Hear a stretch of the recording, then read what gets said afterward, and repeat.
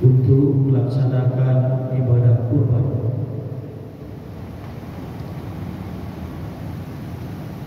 Karena ibadah ini adalah ibadah tahunan terbatas. Kalau kita punya kesempatan, waktunya sudah lewat, tidak bisa. Karena itu kita yang sudah mendaftar untuk lebih mempersiapkan diri lagi, ketakwaan dan lain sebagainya. Kemudian yang belum sedang berusaha, mudah-mudahan diberi kesempatan oleh Allah Subhanahu wa taala dengan berikan rezeki yang cukup. Ini tentu ibadah yang sayang untuk kita lewatkan, sekalipun dia ibadah sunat, tapi dia sunat muakkad, sunat yang ditekankan oleh Rasulullah SAW. Di dalam sebuah hadis yang diriwayatkan oleh Tirmizi dan Nasa'i, Ibnu Majah, dijelaskan oleh Rasulullah SAW, di mana hadis ini disampaikan oleh Aisyah radhiyallahu anha. Kata Rasulullah SAW dalam hadis ini, "Ma 'amila ibnu Adam yawman nahri amalan ahabba ila Allah azza wa jalla min hiraqati dami." Tidak ada amalan yang lebih dicintai oleh Allah pada hari Nahar, hari raya yang dikerjakan oleh seorang hamba melebihi daripada hiraqati dami, yaitu menumpahkan darah, maksudnya menyembelih hewan kurban. Jadi ini adalah ibadah yang ahabba ilallah, yang sangat dicintai, sangat suka. Disebutkan detailnya oleh Rasulullah dalam hadis itu, wa innahu la ya'ti yaumal qiyamati biquruniha wa adlafiha wa ash'ariha. Jadi itu kita renungkan, orang yang berkorban itu, kata Nabi,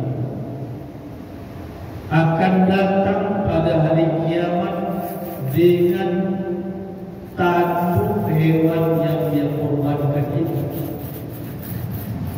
Ada yang menyebutkan tanduk itu menjadi saksi ibadahnya.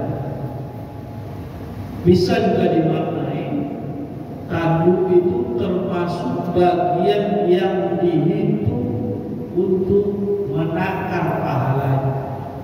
Di tanduknya itu mungkin ditimbang, mungkin apa, dan berdasarkan itu dia diberi pahala. Tanduk wa adlafiha, dan kuku-kukunya. Jadi kukunya juga dihitung, berdasarkan itu dikasih pahala.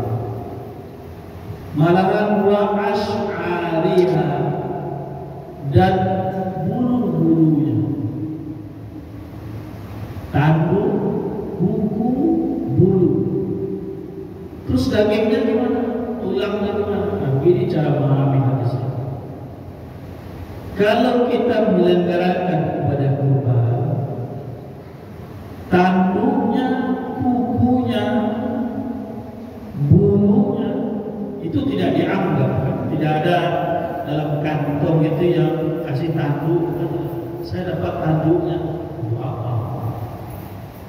Kalau tanduknya besar mungkin orang terbatas, pokoknya ada dibagi. Kukunya, kecuali yang terbawa oleh kakinya, tapi kukunya itu dibuang. Bulunya, jangankan bulunya, kulitnya saja banyak yang dapat.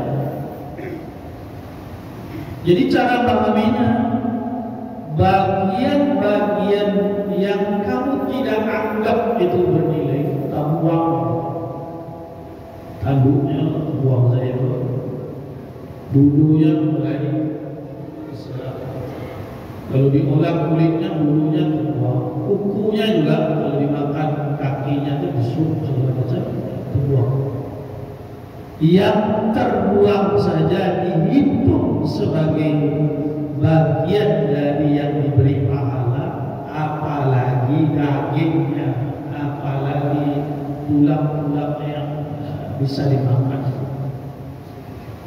Jadi banyak dia dapat. Makanya disunahkan kalau cari hewan kurban itu dia tanduknya bagus. Tapi kalau tanduknya patah, tapi tidak sampai batalkan ya, tapi itu makruh. Jangan cari tanduknya yang bagus, jangan ada tanduk. Karena itu dihitung bulunya. Makanya kalau seseorang yang berkorban kurban tidak boleh atau dimakruhkan, itu dilarang untuk dicukur dulu.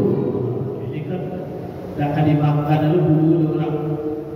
Nah begitu prinsip kasih biasanya. Karena itu juga dihitung. Kemudian wa inna dama la yaqam min Allah bi makanin qabla an yaqa' 'ala al-ardh. Malah disebutkan darahnya itu sampainya kepada Allah sebagai sebuah ibadah itu lebih cepat daripada sampainya darah itu ke tanah. Amin. Kalau kambing, kalau jawi dipotong kan posisinya rendah di lapangan, kecuali unta. Kalau unta itu agak itu dilimpik si kaki, unta itu patuh. Tapi kalau sapi, kalau disembelih tagak di bolarinya, disimpaknya gitu, pasti lehernya dekat dengan tanah. Malah hanya diberi ruang untuk lewat pisaunya. Betapa cepatnya itu darahnya itu jatuh ke tanah. Kata Nabi, wa inna dama la yaqa'u min Allah bi makanin qabla an yaqa'. Dinilainya darah itu sebagai ibadah lebih cepat dibandingkan sampainya tetesan darah itu ke tanah. Fatibu biha nafsan. Karena itu kata Nabi, bina baguskanlah jiwa dengan hukum. Karena itu laksanakanlah kurban itu. Karena itu bagian dari jalan untuk mendapatkan banyak pahala, jalan untuk menang, jalan untuk membina jiwa, untuk memperbaiki rohani. Karena itu mari kita lebih perketat persiapan kita menghadapi pelaksanaan ibadah kurban.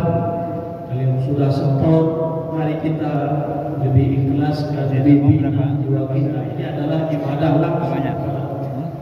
Bagi yang masih bersiap-siap, tetap berusaha lebih keras untuk berdoa agar kita bisa berkorban. Demikian semoga bermanfaat. Assalamualaikum warahmatullahi wabarakatuh. Waalaikumsalam.